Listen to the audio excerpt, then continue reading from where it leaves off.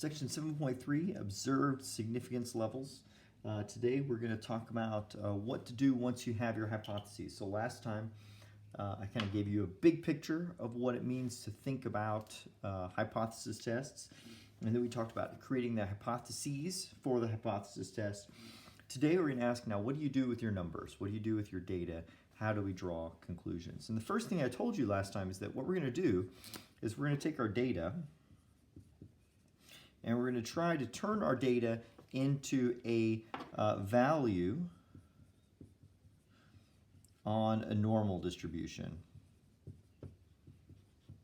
Well, it turns out that we won't always use a normal distribution. Sometimes we'll use a t-distribution. If you remember, we talked about this t-distribution back in chapter 6.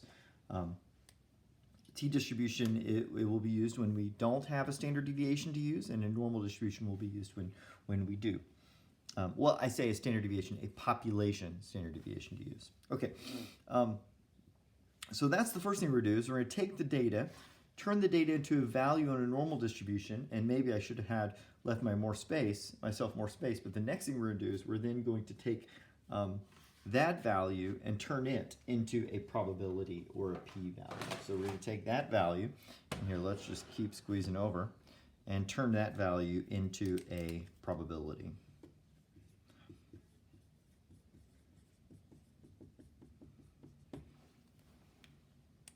So what you can see is that what we need to do is take the numbers from our experiment and somehow turn them into a probability, because once we have it as a probability, then we have something meaningful to work with. But to start, we're going to start with this question of how do we turn a number into a value on a normal distribution or t-distribution? Well, we will get we'll get into that in much more detail in the next two videos. In section 7.4, we will spend our entire time learning how to turn it into a normal distribution and when we should do that, and then how we go about that process. And then in section 7.5, we'll do the same thing for a t-distribution. So we'll get into really great details, so details to come.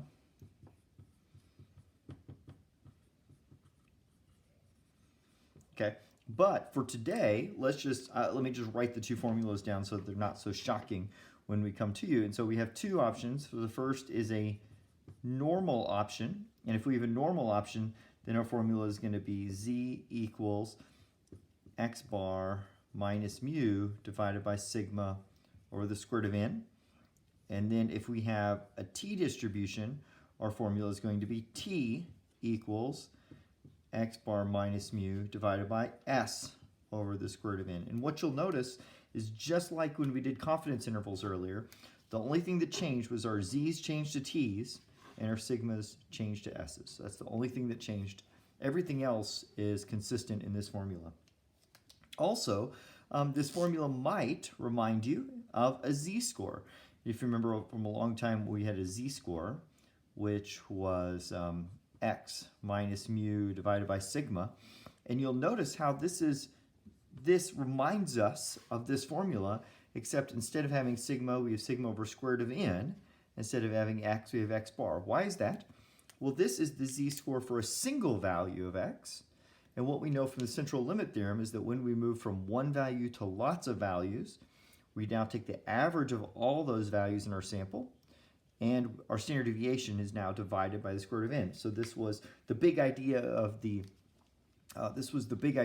central limit theorem, that if you have a sample with lots and lots of experiments, if you do the experiment many times, you can average those experiments, and the experiment average stays the same, but the standard deviation changes by being divided by the square root of n. So that's why this formula is the same. So this formula will kind of be a reminder of everything we'll do this semester. So we'll have a couple other formulas before the semester's out, and each one will have this basic shape. We'll have something that's kind of an average here, we'll have mu, and then we'll have something that's kind of like a standard deviation here. But they'll change and be modified as time goes on. Well, okay, as I said, today we're not actually computing these. Today we're just going to say, well, what happens once we have one of these values? We'll have more details. We'll practice computing these to come in the next section. for today, what I really want to do is I really want to focus on the idea of a p-value. And that is, what do we do once we have our test statistic? So given a test statistic, we want to find a p-value. And the p-value is just a way of taking that number. So for example, if we have a z test statistic, then what we do is we get that z and we put it somewhere on a list on our normal distribution. So what we've done is we've taken our data and turned it using these formulas, right? So we've used one of these two formulas, and let's focus on this formula for now. We've taken our data, turned it into a formula, and now what we get is we get a z-value, which means we have a number that goes on a normal distribution. So that's this nice bell curve shape. And our p-value is what happens when we take one side of that normal distribution and we shade it in and we find this probability. If you remember, probabilities are represented by areas, and so this is our p-value. So whatever that area ends up, whatever this shaded area ends up, is our p-value. And when we do these, we'll have three different ways of attacking these problems. So we will have three different ways of doing our p-values. The first way is what we're going to call a right-tailed test.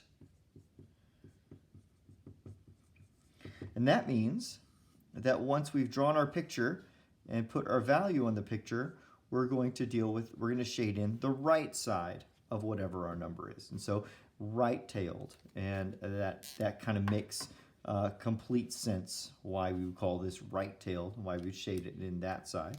The next option is left-tailed, and you are all very bright students. So my guess is that you are going to be able to guess exactly what we want to do when we want to do left-tailed. So we have our value here, and what we're going to do for left-tailed is shade in the left-hand side. So this side will now be P. Okay. Finally, we're going to have two-tailed, and two-tailed is the one that's a little bit unusual. When we have a two-tailed distribution, what we'll do is we'll draw the same picture, and we'll have our number, but we'll put whatever the negative of our number on this side. If our number is negative, we'll put the positive of that number on this side. So we'll put both the positive and the negative, and we'll do both sides. So the two-tailed is where we do both sides and just leave the middle not shaded. And so P is the combination of these. So P is that one plus that one. So P is both of those areas together. Okay, as we think about the tails here, it turns out that how do we decide which one is which? Well, the way we decide which one is which is by looking at our hypotheses. So you'll notice our null hypothesis was always mu is equal to some number. So that was always what our null hypothesis was. But our alternative hypothesis could change. So it turns out that if our alternative hypothesis is that mu is greater than a number, then that means we're going to shade the side greater than whatever our test statistic is. So this greater than number hypothesis is connected to this right-tailed test. If, however, we chose our alternative hypothesis, we're using A's, to be less than a number, then that means we would be shading the values less than z. So we'd be shading the left-hand side of this test. Furthermore, if our null hypothesis was not equal to our number, so if it was not equal to whatever our number was, then that means that we could be greater or we could be less, and we're not sure which one. So that means we're going to have to shade both sides. We're going to have to deal both sides. We're going to call this a two-tailed test. So what you can see is we can decide which test we're doing. We can decide how to create our p-value depending upon which alternative hypothesis we have. So if you're playing along at home, now would be a really good time for you to pause your device and then go back and look at what we did in section 7.2. Look at your hypotheses for exercise 7.1 and decide, are we dealing with right-tailed or left-tailed tests? My guess is you all are very sharp students, and I don't think you'll have any trouble doing this. But try those examples, and we'll meet back up in just a second and see how it goes.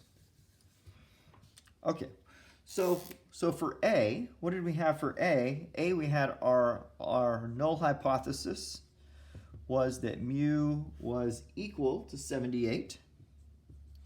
And our alternative hypothesis was that mu is greater than 78 because the professor wanted to show that we were scoring higher than 78 on our test. So what does that mean? That means this is a right-tailed test.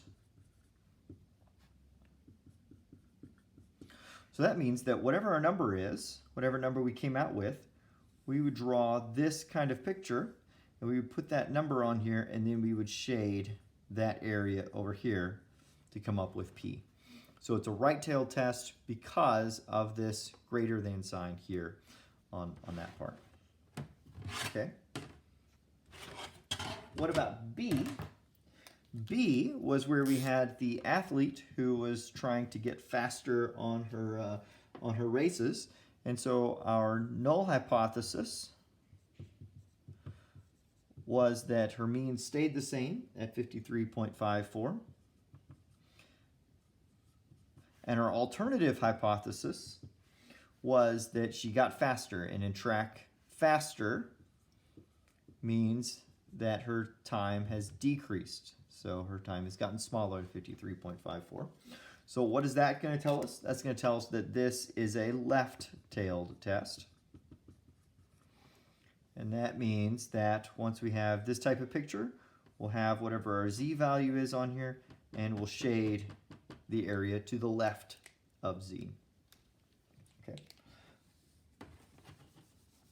Finally, we have part C.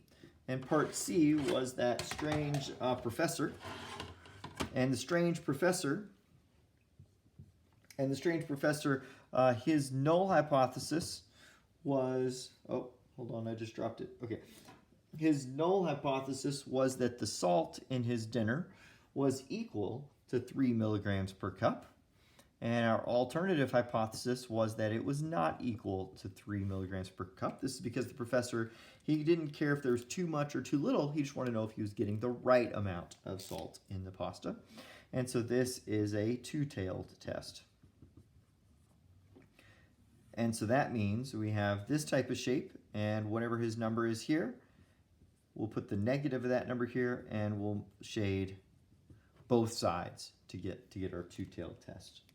Okay, well, let's go ahead and ask the next question, which is, once you have your test figured out, so if we're on this part A, what if we knew the number that went into that z value? So what if we had already figured out z?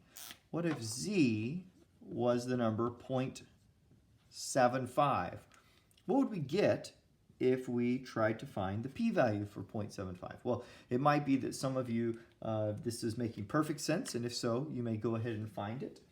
But for the rest of us, let's do this one ourselves. So what do I need to do? Well, I need to draw a normal distribution with mu equal to 0 and sigma equal to 1. So this normal distribution, we always have mu 0 and sigma equal to 1.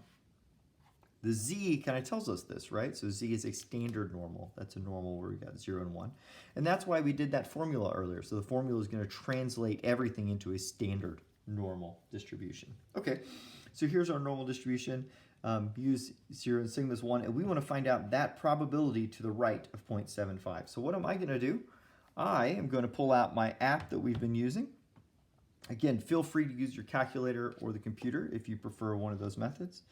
And I'm going to pull out my app, go to my normal distribution. I've got mu in 1, and I want to look at the right-hand side of my number. And so I'll go 0.75 and hit enter. And notice, oh, wait, this is my left-hand side. So I'm going to do the right-hand side. Oh, Oh, hold on. I put it on the wrong thing. So I don't want the probability. I want to tell it the number. Ah, sorry about that. I got my two sides confused. So why did I do it like this? Well, notice I want to put the number, so I want to put the x value in our problem.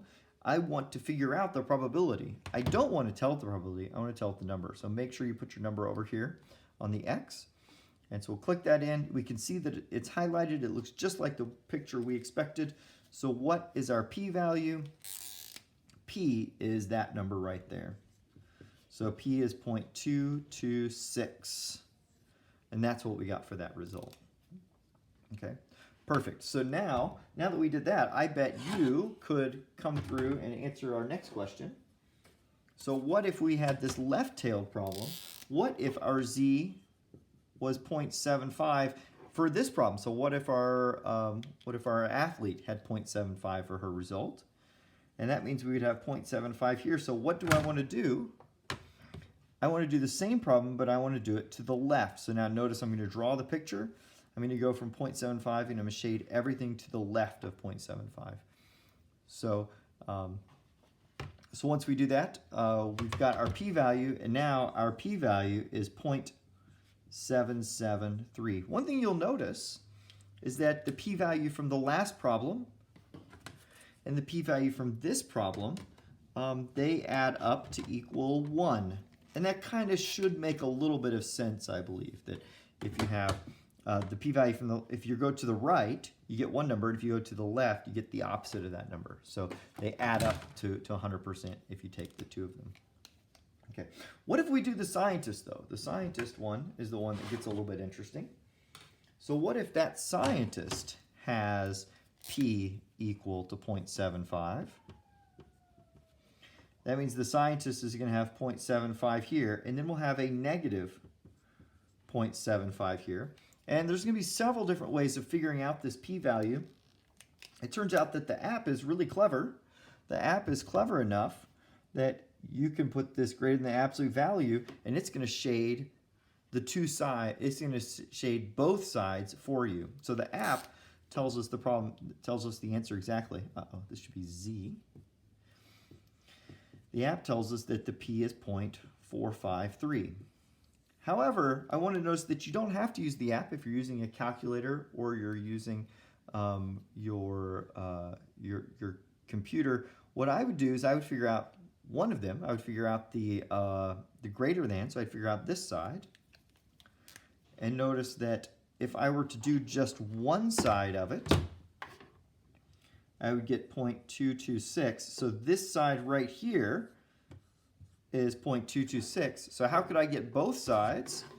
Well, I could get both sides by just multiplying that answer by 2. And so if you multiply that answer by 2, you get 0.453, 0.452. I may be off by there may be a little bit of decimal rounding here. Maybe this is a 2. But they would be the same if I hadn't rounded. Okay. I guess this probably should have been I don't know. There we go. Let's just leave it. So 0.45, 0.452, 0.453 is what we get for our answer. But so the key is if you're doing two-tailed, you can, if you're using the app, you can use this nice little button that just does the two-tailed anyway. But if you're doing any of the others, or even if you want to use this app in another way, you could just choose one of them and then double your answer, and that gives you that probability. Okay, there's one last thing I want to talk about, and this actually is going to, this is actually the notes. I put this on the next section, but we need to talk about it because some of the homework in this section is related to this. So we're going to talk about making a conclusion. How do you come to any sort of conclusion after you've finished your test? Well, the answer is this p-value is giving us information. The p-value is telling us how likely was the data that we got. So, in other words, if you were taking this test and you said, okay, students just took a test and our students got whatever scores they got, I calculated my test statistic to be 0.75 and I calculated my p-value to be 0.226. What does that mean practically? Well, what that means is that if I took just a handful of random students, and the students, there was nothing special about them, there was nothing unique or interesting about them, what is the probability that they would have scored the same that my students scored or more? And the answer is there was a 22% chance that a group of completely random students could have done as well as my students. And so now I have to ask someone, can I say with confidence that my students are better than the random students? And the answer is, well, if the random students could have done as good as my students, then I think the answer is no. I can't really say with confidence that they're better. And so what we see is that we have really two things that can happen. Either our P is really small,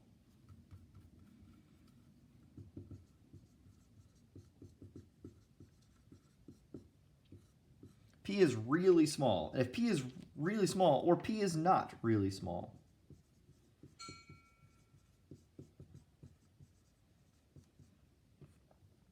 P is not really small. And so for this example here, where we have there's about a 22% chance that the students could have gotten this result by randoms.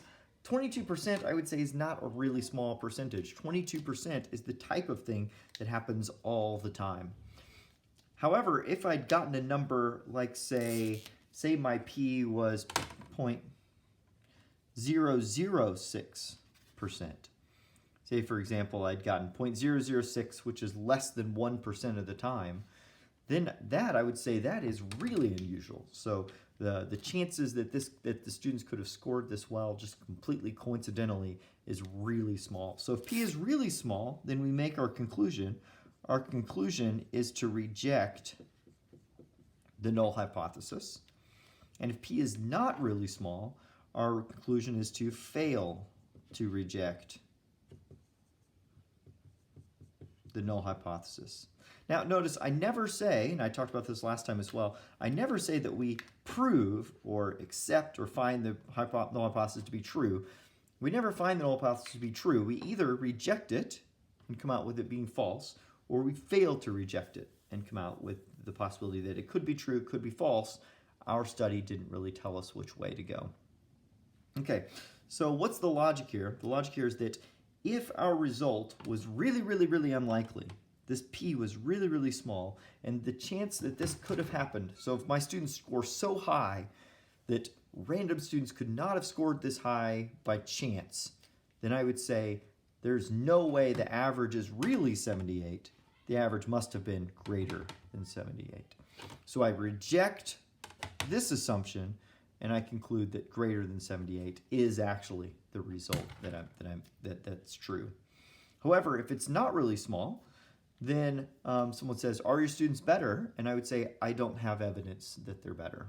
Doesn't mean they're not better. It's just I don't have evidence that the students are better. I need to do more tests, study some more to see if I can figure that out. Okay, so lastly, once we have this question, how do we decide what is really small? Well, what is really small is what we call the level of significance.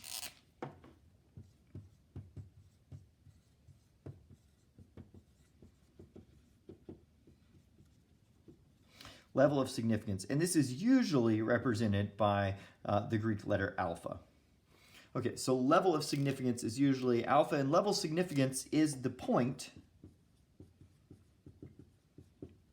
where P is small enough to reject H naught. So the level of significance is that point. Now, truthfully, you really should have the level of significance figured out before you start your problem. So to be fair, you should probably say before you start, I am going to set my level of significance at this point, at 0.01. So anything less than 1% is really small. Anything greater than 1% is not really small. You can see why this might be the case. Maybe you're debating about whether you should use 1% or 5% to be small enough. And if you do your study and you get 3%, the temptation is just to go ahead and make your level of significance big enough that you can reject your null hypothesis, because usually rejecting is what you want. Usually rejecting is how you get a result that you're happy with. So it's a good practice to always pick this number first. From our class's perspective, I will choose this number for you, or the textbook will choose this number for you, so you won't have to choose it yourself.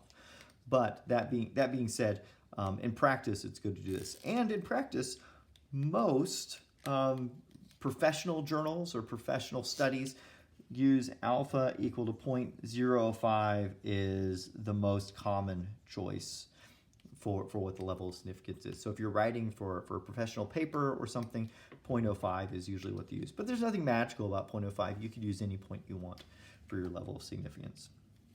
Okay, what we're going to do is leave it here, and then we'll come back, and over the next 2 sections, we're going to learn how to actually do a problem. So we're going to start doing problems start to finish. We'll start with the hypotheses, find the test statistic, make it, find the p-value, and make a conclusion. And we'll learn how to do this from start to finish. There's homework on section 7.3. You should go try it. I kind of listed all the homework bunched together at the end of the notes. So if you go to the end of 7.5 notes on page 43 in your handout, that's where you'll see the 7.3 homework. So you should probably go ahead and try it and go ahead and do it, and then come back and try section 7.4 and then 7.5.